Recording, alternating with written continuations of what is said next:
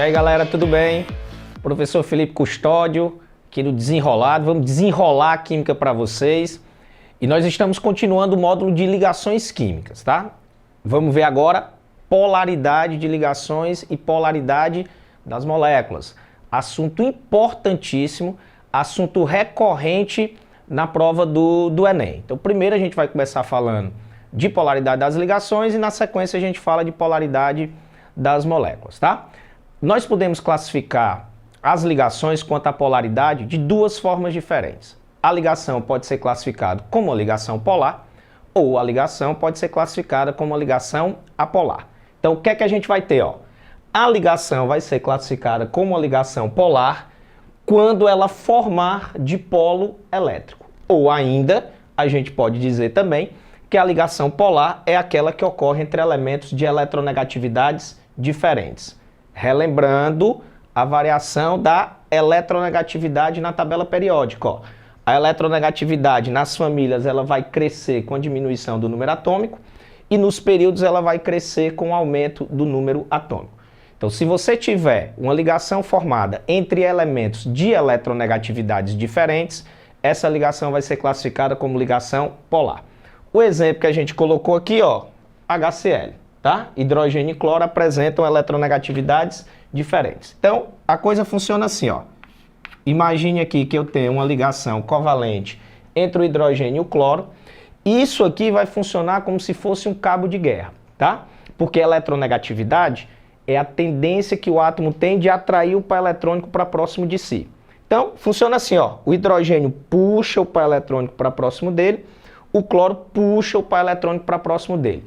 Quem que vai ganhar esse cabo de guerra? Quem for mais eletronegativo, que nesse caso, o mais eletronegativo é o cloro. O cloro, então, puxa o par eletrônico com uma força maior do que o hidrogênio. Com isso, o par eletrônico se aproxima mais do cloro, os elétrons têm carga o quê? Negativa. Então, consequentemente, se os elétrons estão mais próximos do cloro, o cloro vai adquirir uma carga parcial negativa. Os elétrons estão se afastando do hidrogênio, hidrogênio carga parcial positiva. Formei o dipolo elétrico, polo positivo, polo negativo. Por isso que essa ligação é classificada como uma ligação polar, porque tem a formação do dipolo elétrico. Sempre o elemento que vai ficar com a carga parcial negativa é o elemento mais eletronegativo, que nesse caso é o cloro. Então, toda vida que a gente tiver uma ligação formada entre elementos de eletronegatividades diferentes, essa ligação vai ser classificada como uma ligação polar. Por outro lado, a ligação apolar, lembre-se que o prefixo A ele dá o sentido de negação, então ela é uma ligação não polar, é aquela que não forma dipolo elétrico e ela sempre vai ser formada por elementos de mesma eletronegatividade. Exemplo simples aqui, H2. Se eu pegar dois átomos de hidrogênio, pensa no cabo de guerra de novo, esse hidrogênio puxa o par eletrônico com a força, esse outro hidrogênio puxa o par eletrônico com a mesma força. Como ambos atraem o par eletrônico com a mesma força, o par eletrônico não se aproxima efetivamente de nenhum dos dois átomos. Consequentemente, eu não tenho formação nem de dipolo positivo, nem de dipolo negativo. Então, nesse caso, a ligação é classificada como uma ligação apolar. Então, eletronegatividades diferentes, ligação polar. Mesma eletronegatividade, ligação apolar. Entendido, galera? Bom, com relação à polaridade das moléculas, aí a gente vai usar a seguinte regra. Nós vamos fazer uma soma vetorial, tá? A ideia é a seguinte, Ao fazer a soma vetorial, se a soma vetorial for igual a zero, isso vai fazer com que a molécula seja classificada como uma molécula apolar. Já se a soma vetorial for diferente de zero, consequentemente a molécula vai ser classificada como uma molécula polar. Tem que lembrar de fazer a soma de vetores. E a regra é sempre direcionar vetores para os elementos mais eletronegativos. Então tem que lembrar aquela variaçãozinha lá da eletronegatividade na tabela periódica. Direciona vetores para os elementos mais eletronegativos, soma os vetores. Se todos os vetores se cancelarem, resultante nula, molécula polar. Se tiver um vetor resultante dessa soma, resultante vai ser diferente de zero, a molécula vai ser polar.